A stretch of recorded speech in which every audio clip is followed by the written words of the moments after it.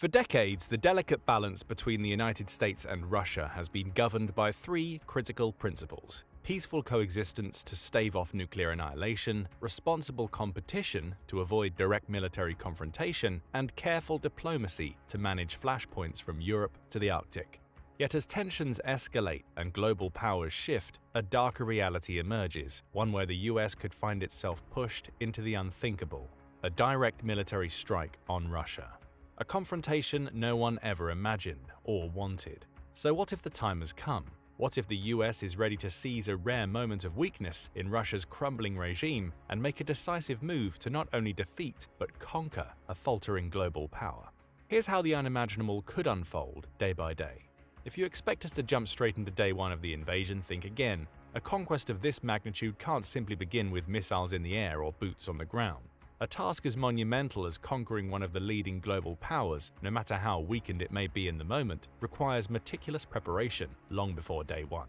Every aspect of the operation, logistics, alliances, intelligence, must be flawlessly coordinated. So that's precisely where we'll start in the video, with the intricate web of planning that precedes any military action. Now, if the US were contemplating an invasion of a country it had little intelligence on, the preparation phase could stretch months or even years, filled with uncertainty and risks. But this is Russia we're talking about. The US has been keeping a watchful eye on the country for years, tracking its military maneuvers, economic fluctuations, and internal strife. This level of scrutiny transforms the timeline dramatically. So instead of a protracted build-up, the groundwork can be laid in a matter of weeks. To define the timeline even further, with the wealth of intelligence at their fingertips, the US military planners can spring into action within roughly 1 month. Though we can't give you a more precise date, one thing's for sure: it won't be during the winter. If there's one thing the US has learned from past conflicts and operations, such as the Russo-Japanese War and Operation Barbarossa, it's that winter warfare in Russia can be nothing but a treacherous endeavor. Russia's brutal cold can sap morale, cripple logistics, and expose even the best-laid plans to catastrophic failure. With this in mind, let's join the US operatives in the command center, presumably sometime in early spring, as they orchestrate the complex operation of invading Russia. Day 30 before the mission. Intelligence is the backbone of any military operation. It can mean the difference between triumph and catastrophic failure on the battlefield. Luckily, the US has never had issues in this department, leveraging its cutting-edge technology and a vast network of human sources to maintain an edge over an adversary, thus ensuring each strategic move is informed by precise, real-time data.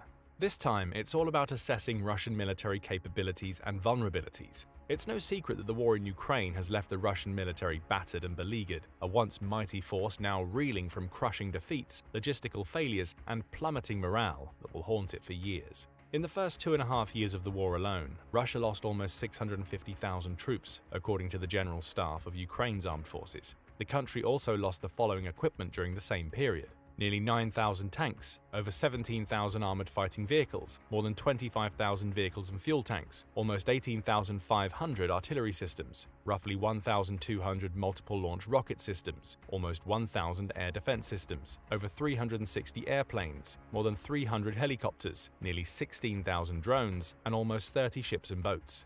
It's safe to say that the scars of this brutal conflict run deep, leaving the Russian military not just depleted in numbers, but also fundamentally altered in its strategic capabilities. However, with Russia's notorious history of obfuscation and misinformation, discerning the true extent of its devastation remains an elusive challenge. The official reports coming from the Kremlin often paint a rosier picture than reality, masking any losses and failures behind a veil of propaganda. So it's the US intelligence officer's job to peel back this intricate layer of deception and unveil the truth behind the propaganda.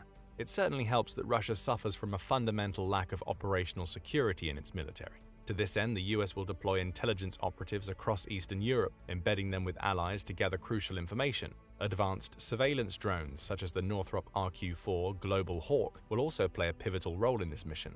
When these jet-powered drones take to the skies, they can travel for a mind-blowing 14,000 miles and boast an impressive mission endurance window of over 34 hours. Throw its cutting-edge optics into the mix, and it becomes clear why these drones might be selected to silently hover over Eastern Europe, stitching together a real-time mosaic of intelligence. As the analysts back at the command center pore over the data, they uncover vulnerabilities in Russian air defenses and troop deployments, pinpointing exactly how many military units are at full readiness. Day 25 before the invasion. It's time to start mobilizing US forces and securing supply chains. The initial phase of conquering Russia would likely require at least 200,000 troops, so that's precisely how many are being activated for this audacious mission. Now, you might think that 200,000 troops is not enough, given that Operation Barbarossa involved over 3.8 million personnel and still failed spectacularly. However, this isn't a straightforward comparison, as the landscape has changed dramatically since those days, and modern warfare is governed by different rules. Plus, the US would never make the same mistake as those who underestimated the resilience of a vast land and a proud people. That's why the US will go all out. The mobilized Marines will be equipped with Bell Boeing V-22 Osprey multi-mission aircraft for rapid deployment, while the Army personnel will be supported by the best in the game, the Abrams tanks and Bradley fighting vehicles. Of course, air superiority will play a decisive role in this conflict, which can only mean one thing, or two if we're being nitpicky: the Lockheed Martin F-22 Raptor and the Lockheed Martin F-35 Lightning II.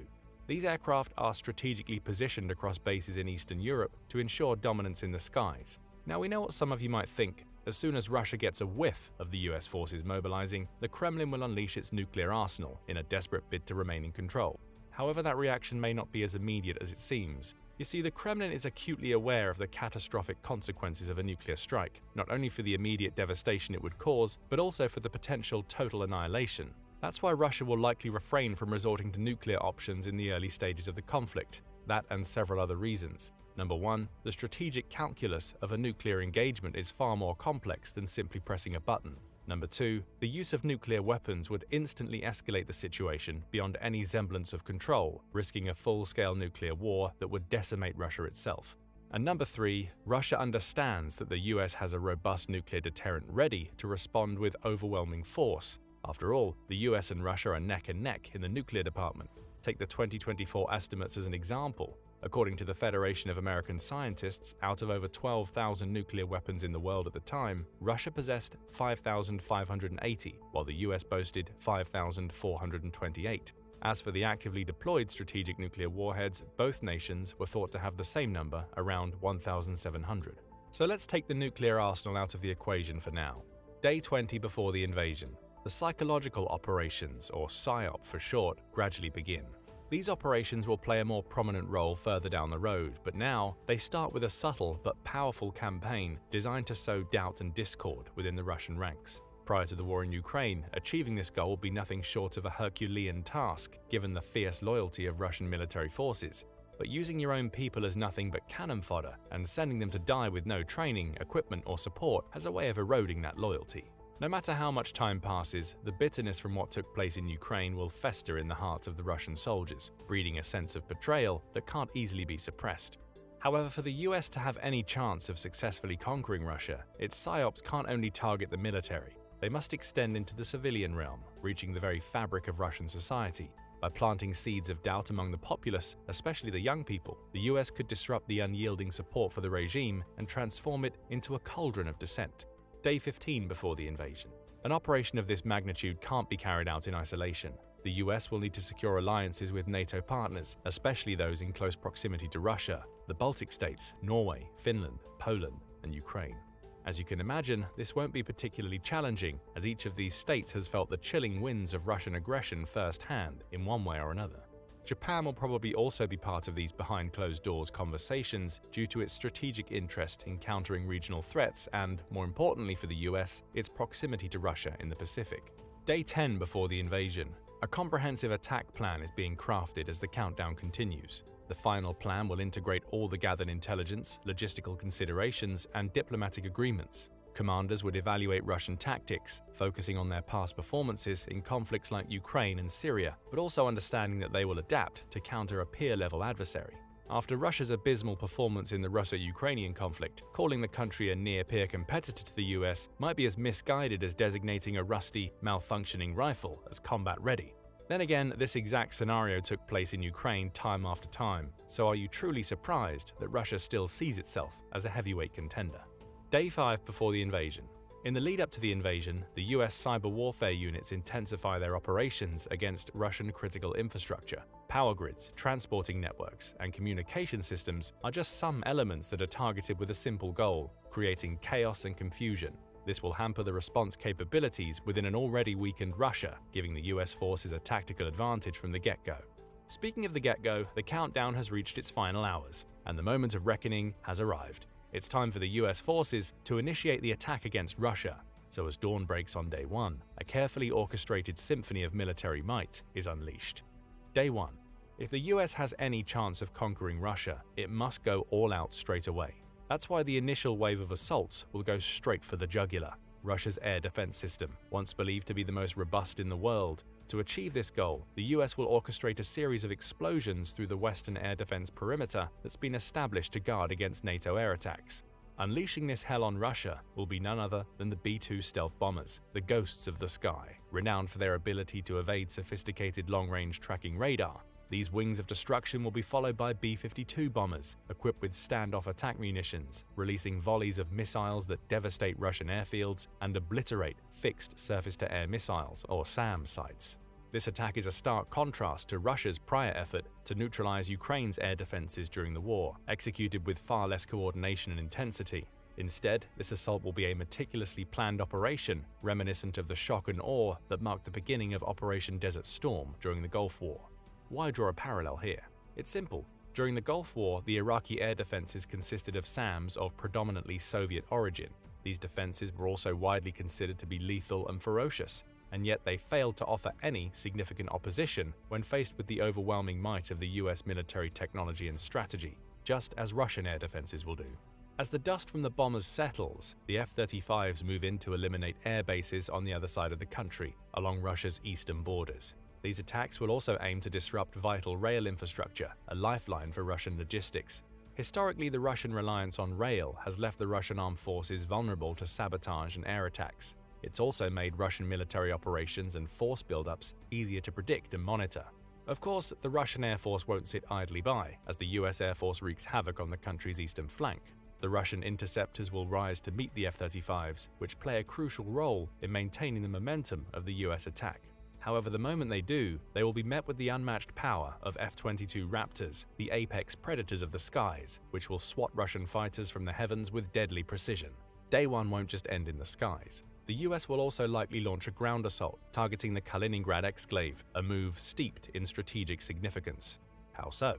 Well, Kaliningrad is uniquely positioned between NATO countries, serving as a vital military outpost for Russia and hosting advanced missile systems that can threaten European targets. By targeting this enclave, the US aims to disrupt Russian military operations and weaken its ability to project power in Northern Europe.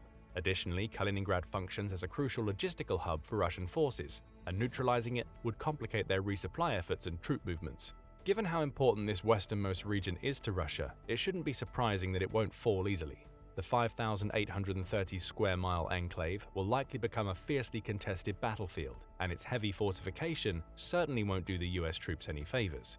Up until 2016, Kaliningrad's military forces were relatively weak. However, by 2021, they had undergone a massive transformation.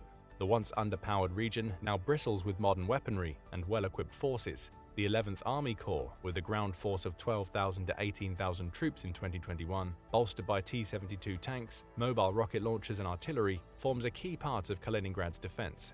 Adding to this formidable presence, the 336th Guards Naval Infantry Brigade, a heavily mechanized unit capable of launching air assaults, an air power consisting of Su-30SM, Su-24, and Su-27 aircraft, and protected by a robust S-400 missile defense system. That's why the American ground forces will rumble into action with overwhelming air support. Abrams tanks and AH-64 Apache helicopters will spearhead this assault, raining hell on the Russian defensive lines in Kaliningrad. The battles will be brutal yet swift. The T-72 tanks housed in Kaliningrad will be no match for the American Abrams. Operation Desert Storm has already proven this. Even the early M1 Abrams model outclassed all the Cold War-era Soviet tanks used in the conflict, even though the latter were believed to be formidable adversaries at the time. So by the time day 1 of the invasion ends, Russian ground forces will have faced arguably the most significant defeat since the initial onslaught of Operation Barbarossa. This day will also set the stage for days to come and send a powerful message: the US military isn't playing around. Day 5. By day 5, the US military gains key footholds in Kaliningrad, now holding roughly 60% of the territory. This impressive achievement is made possible by the momentum of the initial shock and awe strikes, which carried the US forces deep into the Russian territory. Still, the war is far from over. Russia has historically demonstrated a remarkable ability to absorb heavy losses and regroup in the face of seemingly insurmountable odds. Pair this ability with Russia's sheer territorial depth, and you'll understand why there are fears that the country is preparing for a grinding war of attrition. Of course, it's rather difficult to regroup when you're getting hammered by constant air and missile strikes, so the US is also not showing any signs of slowing down. Sure, there are some fears of overextension, but American commanders have prepared for such risks. The combination of rapid territorial gains and relentless pressure on Russian infrastructure is intended to keep Moscow from stabilizing long enough to mount a coordinated counteroffensive. Day 7, Kaliningrad has fallen. The battle that started as a ferocious clash has come to a close, leaving the Russian stronghold under US control. The trauma from fighting in Ukraine was the decisive factor here, as the Russian troops were in no shape to endure the full might of the US military, neither physically nor psychologically. Bombarded from above, getting harassed on all sides, and knowing that reinforcements would never come, the already weakened morale of the Russian troops crumbled entirely. So as the US has demonstrated in 7 days, Kaliningrad is no longer an impregnable fortress. It might have been one years ago, but now Russia's military might has come crashing down for the entire world to see. Just because the US managed to secure a victory in Kaliningrad doesn't mean this came without significant costs. After all, Russia is still an artillery powerhouse, and the terrain of Kaliningrad, characterized by its urban centers and fortified positions, provide ample opportunities for Russian forces to demonstrate this. So conquering this vital region came at a price, both in terms of resources and human life, the latter being comparable to the losses suffered in Iraq and Afghanistan. For comparison's sake, 143 US troops were killed in action in the Gulf War, 96 of whom were Army personnel, 20 Air Force members, and 27 Marine Corps and Navy soldiers combined. The total in-theater death count for the US troops ended up being 382, while the total non-theater death count reached 1,565. Day 14. 2 weeks in, and Kaliningrad is firmly under US control. However, this doesn't mean that the situation is stable. Small unit skirmishes and ambushes persist, reflecting the ongoing threat posed by remnants of the Russian military accustomed to employing guerrilla warfare tactics in the urban landscape. However, the US has no time to waste, so the US troops are already heading toward the Russian border with Latvia. A Baltic defense line along this border has been in construction ever since the war in Ukraine, and the urgency to reinforce it has intensified following the fall of Kaliningrad. US military planners recognize that securing this border is crucial for NATO's strategic posture in Eastern Europe, as well as the continuation of the US attack on Russia. However, there's a small snag in the plan to reach the Baltic borders. The Belarusian government, closely allied with Moscow, has been increasingly hostile to US military movements in the region. Intelligence reports indicate that Belarusian troops are mobilizing near the border, raising concerns that they may attempt to obstruct US forces or at least provide logistical support to Russian military remnants. However, this isn't a surprise to the US strategists. That's why the US has been mobilizing the Belarusian resistance forces inside Poland for weeks, training and equipping them to liberate their nation. This effectively takes Belarus out of the equation, as instead of providing help to Russia, it can now only ask for assistance from Moscow while its own resistance movement gains momentum. Day 21. With Belarus taken care of, the US forces are free to expand their line of operation into Russia, specifically targeting the regions of Kursk and Belgorod. If Kursk sounds familiar to you, that's because Ukraine launched a cross-border incursion into this region in August 2024, taking out scores of Russian military with artillery and drone strikes in the process. If a country as resource-constrained as Ukraine could achieve this level of success, it stands to reason that a well-equipped and strategically coordinated US operation could not only replicate but exceed those efforts. And it does. With the US starting to occupy more and more of its territory, the Kremlin is now in a state of full-blown panic. Or at the very least, it's now unmistakably displaying the signs of desperation. This urgency has prompted a national mobilization effort as Russian leaders scramble to bolster their military presence and shore up defenses against the advancing US forces. However, the mobilization effort is met with mixed success. Why? Because there's barely enough experienced personnel left to effectively reinforce the ranks. Most of the professional soldiers have been lost in the brutal fighting in Ukraine, and those who remain are often disillusioned and hesitant to re-engage due to a growing anti-war sentiment, thank you PSYOP. However, we also know that the Kremlin has no issues mobilizing citizens by force. Old people, disabled people, gravely injured veterans, convicts, all of them have been coerced into service during the Russo-Ukrainian War, and the situation is no different today. Naturally, this haphazard approach leads to a poorly trained and unmotivated force, further complicating the Kremlin's efforts to mount a cohesive defense against the US advance. This leaves enough room for the US to consolidate its gains and losses. Day 30. A month into the conflict, the US forces have endured significant losses, with thousands of casualties reported, at least half of whom are fatalities. The US military has also lost quite a lot of hardware, which won't be easily replaced given the country's inability to replenish combat losses en masse. However, these losses weren't for nothing. By day 30, the US has pushed the Russian forces back significantly, claiming territories and gaining strategic footholds. This advance has disrupted Russian supply lines and communications networks, creating a ripple effect of disorganization within their ranks. At the same time, it's allowed the US forces to establish critical bases for further operations, improving their logistics. With the Russian western flank increasingly exposed, the US forces are preparing to launch targeted operations aimed at further destabilizing the Russian defense. However, they are also turning their attention to the eastern flank once again, seeking to obliterate the Russian Pacific Fleet. This move has more to do with ensuring maritime superiority in the region than merely addressing immediate threats. However, the Russian Far East is of no great importance to the US at the moment, so the majority of US military resources remain focused on the European theater. Why? Because it will soon be time to go for the ultimate target, Moscow itself. The strategic calculations of the US military planners hinge on the belief that destabilizing the heart of the Russian regime will be the decisive blow needed to bring about a swift resolution to the conflict. If Moscow falls, the entirety of Russia will follow suit. But unfortunately for the US, Russia is also well aware of this fact. Remember when we mentioned leaving nuclear weapons out of the equation? Well, it's time to bring them right back, because in this high-stakes moment, the ultimate deterrent is now front and center. The grim reality is that the Kremlin would rather risk total annihilation than lose grip on its power and witness Moscow fall. So in the worst-case scenario, the US troops won't even have the chance to come close to Russia's capital before the order is given to unleash hellfire, turning the conflict into a catastrophe that will reshape the world as we know it. Back in 2019, Princeton's Science and Global Security program published a simulation demonstrating how even a limited tactical nuclear exchange in Europe could escalate to a full-scale global nuclear conflict. According to the simulation, as many as 91.5 million people would die within hours and many more in the months and years to come. A worst-case scenario indeed. In the best-case scenario, the US will have some 10 to 15 days to decisively weaken Russian defenses and secure key strategic positions, allowing for a potential diplomatic resolution before tensions escalate beyond control. During this period, the US would likely target another critical city, St. Petersburg.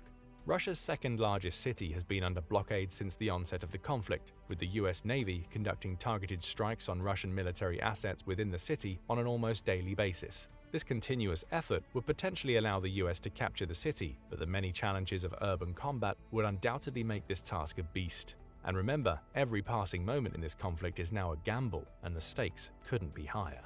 Day 45. With the specter of nuclear escalation looming, US military planners face an impossible choice. Continuing the assault could provoke a catastrophic response, but retreating would signal a significant loss of momentum and embolden Russian forces. In a tense standoff, back-channel negotiations unfold. Ultimately, facing overwhelming international pressure and the very real threat of mutual destruction, the US leaders opt for a diplomatic solution. The conflict reaches a tense ceasefire, and the situation is de-escalated as much as possible, with both sides reluctantly agreeing to terms. The war ends not with a decisive victory, but with a precarious balance of power, leaving the future uncertain and fraught with tension. The lesson is clear. There's no conquering Russia, even in a weak state, as long as the country remains one of the two leading nuclear powerhouses in the world. Well, at least not without dealing a severe blow to the other nuclear powerhouse, the US, in the process. But what do you think? Do you believe there is a way for the US to conquer a weakened Russia without triggering a catastrophic escalation? If so, share your scenario in the comments section below.